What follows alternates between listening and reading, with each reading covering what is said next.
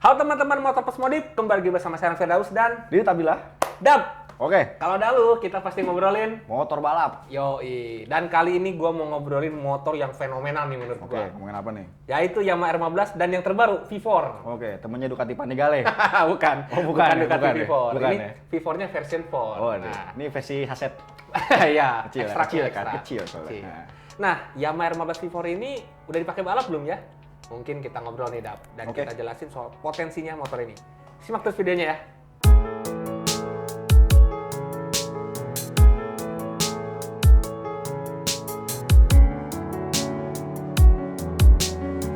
Oke, Dap. Oke. Kenapa gua mau ngobrolin Yamaha R15 V4? Selain karena gua pakai baju Yamaha nih. Betul. Karena R15 V4 ini kemarin di event Yamaha Sunday Race ya. Beres.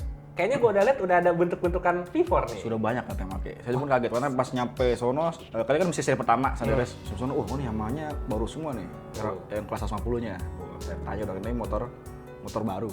Oh, ternyata bukan. Jadinya? Ternyata bodinya doang. Ya. Tapi ternyata punya ngaruh. Kita jelasin lagi. Coba ternyata emang ini salah satu tekniknya si Yamaha Indonesia karena memasarkan si R15 V4 juga kan. Ya. Jadi sebenarnya ini adalah yang Fitri yang udah Fitri. balapan dari 2018. 2019 kalau Fitri. Oh, yang Fitri ya 2019, tapi dikasih Body V4. body V4 ya, yang emang makin kelihatan super sport banget gitu ya. Betul. Nah, Dap, kalau tadi lu ngobrol sama pembalap sama tim, itu ngaruhnya apa aja nih? Yang pertama.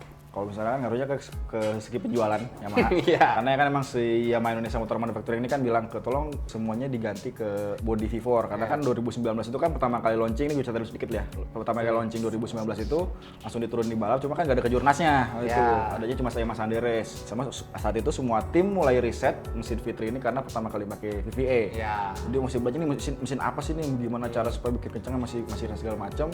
2019 udah mulai mateng, 2020 ada kejuaraan CMS, ternyata pandemi. Itu dia. Ampas. Makanya tidak bisa digunakan secara lebih jauh nih. Akhirnya mulai 2020 ini sudah ada versi yang keempatnya.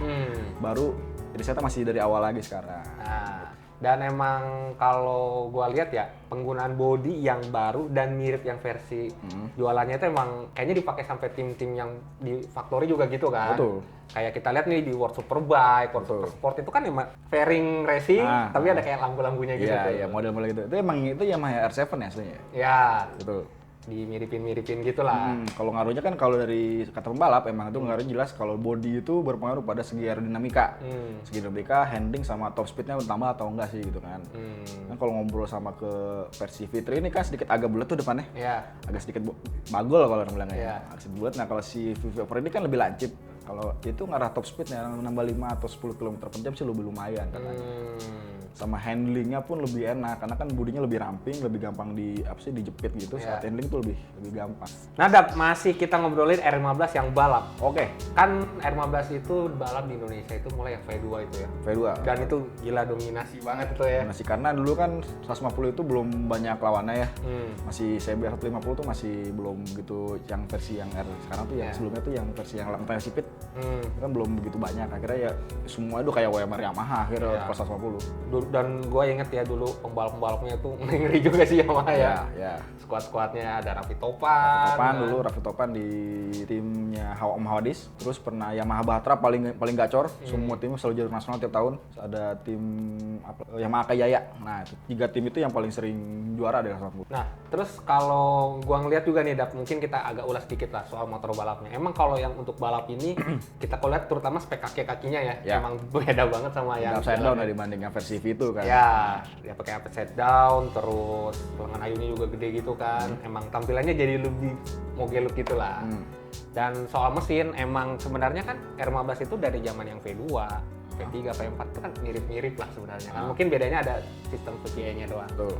Dan gue inget dulu, gue diceritain sama Indra tuh Motor Plus, pas munculnya V3 nih, gila itu tim-timnya. Gimana? Iya, totalnya karena mereka mulai kayak belajar mesin mobil, karena kan teknologinya kayak dasarnya mirip kayak mesin VTEC kan.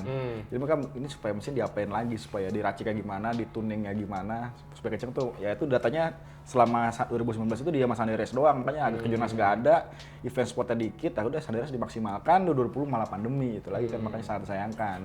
Tahun ini kira-kira Indonesia Motorsport itu series ada nggak? Katanya sih masih ada bulan Juli. katanya. Cuma kan kita masih menunggu beberapa pihak yang dari IMI-nya, dari pihak sponsor juga, dari promotor juga. Galaxy Mesh ini mau digelar per Agustus atau tidak gitu. Karena kan mau dicoba dulu 3 seri atau 2 seri. Oke Dap, selanjutnya nih gue mau ngobrol ke lu yang sering lah ngulas soal motor balap. Kenapa sih di kelas, mungkin zaman dulu ya, yang ITS ya itu ya, IRS ya. IRS, nah. Kenapa R15 itu gila ini saya nggak ada lawan lah ini gila dominasi dulu banget. eranya 150 tuh sportnya belum ada lawan banyak ya. Mungkin satu CBR 150 yang Thailand tuh ya. Yang karbu ya. Yang CBR sempak. Ya, kalau nggak Karbu ya itu, FA ya yang itu. FA itu kan belum begitu gacor gitu kan. Karena akhirnya semua tim Yamaha bikin motor. Oke, kita bikin 150. Akhirnya ya semua tim dari Yamaha Batra, Yamaha 549 Kabochi, Akai Jaya, semua tim-tim itu akhirnya kayak ngedominasi 110. Akhirnya jadi kayak OMR. Sedangkan satu CBR itu yang 150 FI itu belum banyak, cuma Astra Motor Jakarta doang. Iya. Sampai akhirnya dari per 2017 itu kan mulai launching CBR itu Oh iya, yang 150R lancip ya. yang lancip itu kan mulai ada tim Ultra Speed, mulai ada Trijaya, mulai ada si Jayadi. Itu kan mulai jadi semua itu mulai kompak tuh. Akhirnya mereka makin oke, Honda udah segini time-nya. Gue bikin lagi segini, Yamaha segini, bikin lagi segini. Akhirnya makin lama makin tipis tuh. RPM dari cuma 13.000 sampai 14.000, 15.000, 16.000. Akhirnya tiap mesin kan jebol akhirnya. Akhirnya balapan. Udah speknya udah terlalu menekan. Karena kan emang udah ya kayak kelas Moto3 cuma versi lokal aja. Karena kita nggak pernah tahu siapa yang akan menang di akhir balapan kelas 50 itu. Meskipun ya kalau gua ngelihat dari podiumnya, pilih Yamaha ya. Yamaha sama udah 150. Padahal kalau kita ngelihat nih di komen-komen YouTube ya, atau mungkin di medsos, gila orang-orang yang pakai motor DOHC nih bilang, wah apa nih R15 nih SOHC gitu kan. Tapi ternyata balap juga. Iya, itu motor yang paling kenceng di Indonesia saat itu ya R15 motorsport 150 ya. Ya. Nah, kalau gua lihat nih Dap, gua pengen nanya ke lu nih. Sebenarnya benar nggak sih R15 itu bisa kenceng? Karena dari segi mesinnya, secara tuningnya, secara part-partnya itu mirip sama motor balapnya Yamaha kayak misalkan MX King, MX 755 itu ngaruh nggak sih? Ngaruh, karena emang dari segi riset pembalap tim-tim sendiri itu emang bikin mesinnya si R15 ini dari mesin MX King. Jadi mereka di Kejurnas udah jelas motor bebek udah kencang, datanya dipakai diadaptasikan lagi settingannya, cuma dipakai untuk sirkuit besar, mungkin lebih durabilitas lebih tinggi atau mungkin kemampuan kakinya lebih bagus, itu kan lebih settingan ke basicnya aja, nggak menyesuaikan aja jadinya. Nah, dan kalau gue sih karena ngelihat nih R15 nggak ada kalah-kalahnya kan, CBR itu mesinnya mirip sama kayak Sonic sama Supra GTR, dan ini dua motor juga kan kenceng juga nih di balapan ya. Harapannya mungkin CBR juga bisa ngalahin lah dikit kita kan CBR-nya udah versi yang terbaru nih, belum pernah kelihatan versi balap kayak gimana kan belum kelihatan kan. Ya, yang pakai upside down ini ya. Iya. Ya semoga sih biar, gue sih bukan yang nggak pengen Yamaha menang, cuma maksudnya biar seru lah gitu kan. Karena kan udah sama-sama upside down dua-duanya. Iya. Secara kayak kaki lebih bagus kan. Ya, speknya udah kekinian dan semoga bisa lebih stabil lagi. Oke Dap, yang terakhir nih.